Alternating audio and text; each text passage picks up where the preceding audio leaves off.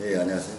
반갑습니다. 예. 오시느라 고생하셨습니다. 예, 모처럼 이렇게 방문하게 돼서 반갑고요. 네네. 또 회장님, 사장님 다 환영해 주셔서 너무 감사합니다.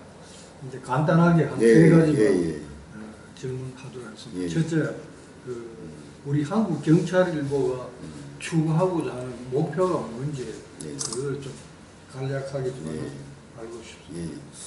우리 한국경찰일보가 이제 1988년 6월 20일 초판 발행을 시작해서 2014년, 15년, 16년을 거쳐오면서 지면지로 이 경찰관들 홍보상이나 또 경찰 관련 그 내용을 홍보지로서 역할을 했는데 2015년도 들어서면서 저희가 이제 인터넷 신문 창간하면서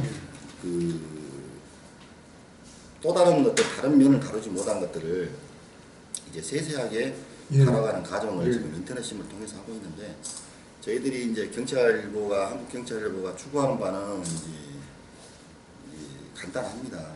어차피 언론지로서의 역할, 그런 국민들이 알아야 할 부분들은 분명히 알아야 되고, 또 경찰관들이 경찰관 업무를 하는데 애로사항이 있는 부분에 있어서는 또 국민들이 알면서 다독여주고, 또 우리가 국민들을 위해서 해줄 수 있는 부분은 국민들이 분명히 사회적인 면을 또 경찰 업무에서 진행하고 있는 것들을 알아야 되는 부분들이 많고, 또 세세한 부분도 국민들이 알아야 할 부분들이다. 물론 정치적인 면이나 사회적인 면이나 뭐 사회 곳곳에서 일어나고 있는 일들이 수많은 일들이 있어서 많지만은, 기본적인 원칙은 우리 한국경찰로서 추구한 바는 국민들이 알 권리를 충족시켜주는 게 저희들이 한국경찰일보가 추구하는 바입니다. 예, 알겠습니다. 그럼 두 번째는요. 검찰하고 경찰 수사권 분리 부분에 대해서 이 부분을 어떤 의견을 갖고 계십니까? 네네.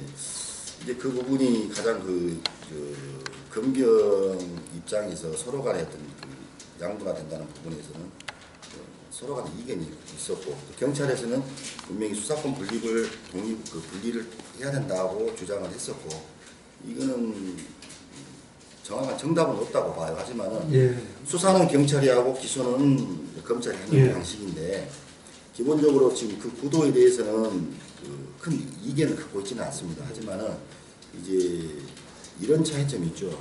경찰이 현장에서 애써서 예를 들어서 수사를 했는데 검찰에서 이를 기소를 시키지 않고 기각시켜버렸단 말이죠.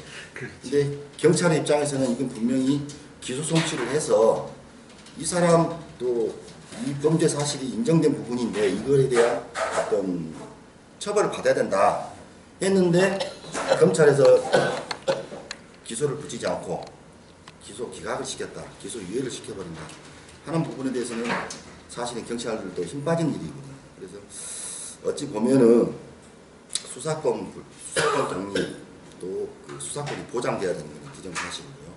뭐 현 정부에서도 그거를 그렇게 또 다각적으로 관심 있게 지켜보고 있는 부분이기 때문에 한국경찰일보 입장에서는 그 부분이 분명히 뭐 독립적인 형태로 가야 되는 부분은 충분히 명분이 있다는 의견을 갖고 있습니다. 네, 참 명확하게 말씀 잘 해주셨습니다. 결국 수사권 부분도 중요하지만 결국 기소권에서 문제가 될 수 있고 상충될 수 있다. 그래서 세 번째 마지막입니다. 이번 문재인 새 정부의 점에서 이 경찰 문화가 좀 바꾸어졌으면 하는 부분이 있겠는데 사장님께서는 어떤 바람직한 의견이 있겠습니까? 이제 뭐 지금 뭐 기존에 지금 뭐 박근혜 정부까지도 무슨 정부 했지만 이번에서는 뭐 그냥 이름을 따서 문재인 정부로 이렇게 명칭을 했는데요.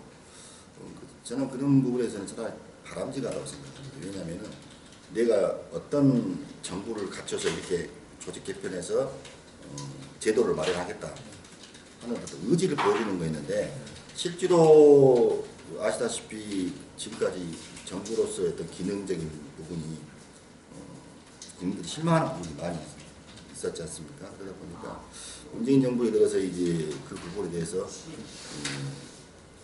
본인의 이름을 따서 이제 그 문재인 정부로 명칭했다는 부분은 일단은 가장 좋게 생각하는 부분이고, 또 우리 한국경찰부에서 문재인 정부나 경찰 문화에 대해서 바라는 부분이 있다면은 사실 경찰 조직도 이제 그 젊은 세대들이 많이 이제 경찰관으로서 그 인관을 하다 보니까 문화도 이제 예전에 어떤 그 종이 문화에서 페이퍼 문화에서 이제 스마트 문화로 예. 전환되다 보니까 상당히 이제 그 진취적인 역할을 많이 하고 있고, 또 그 경찰들이 그 업무를 수행하는데 모든 면이 모든 기능이 다각적으로 또 스마트하게 진행되다 보니까 경찰 문화는 이제는 이런 세대에 맞춰서 변해야 된다.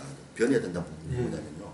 경찰 복지도 경찰관들이 갖고 있는 그 복지가 사실은 당신들은 이런 업무를 하고 있으니 복지 부분이 많이 좀 소외된 부분이 있었거든요. 그래서 경찰 문화는 결국 그 복지 쪽도 생각을 해줘야 된다.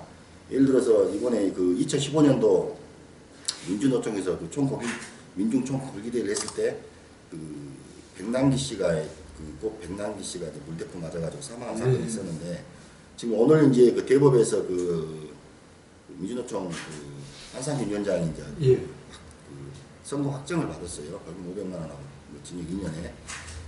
그렇다고 하면은 이제 형평성을 따지면은, 자, 집회는 불법 집회했다.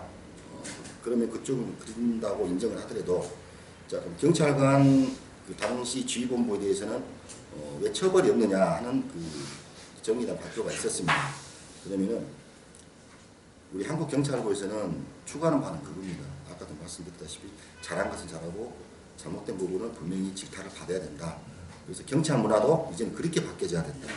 그래서 서민들이, 국민들이 이 한국 경찰을 보거나 이 경찰을 바라볼 때 어떤 꼭 이게 특정 어떤 공권력이다 이렇게 생각하는 것이 아니라 나의 안전을 지켜주는 나와 같은 사람이다, 나와 같은 국민이라는 걸 인식시켜주는 그런 문화가 정착돼야 되지 않겠냐 생각을 갖고 있습니다. 예, 저희들 우리 경찰보다 경찰 문화 바꾸는데 상당한 기여를 할 수 있었습니다. 물론 해야죠. 마지막으로 꼭 하시고 싶은 말씀 계시면 추가로. 이제 우리 영남 취재본부 쪽이 본부장님들이 이렇게 참석을 해주셔가지고 저 역시도 이제 그쪽을 맡아서 나가고 또 그쪽에 그 국민들을 위해서 이렇게 열심히 뛰고 계시는데, 그러니까 애써 주신 거에 대해서는 제가 항상 이 본사 입장에서 고맙게 생각하고 있습니다. 그래서 앞으로도 이제 본사에서는 항상 그 오픈 마인드입니다. 오픈 마인드고, 누구나가 민원을 제기하면 거기에 따른 민원을 우리들이 해결해 주기 위해서 노력을 할 것이고, 또 기사 하나하나를 통해서 정성을 다해서 기사를 편집을 하고 있거든요.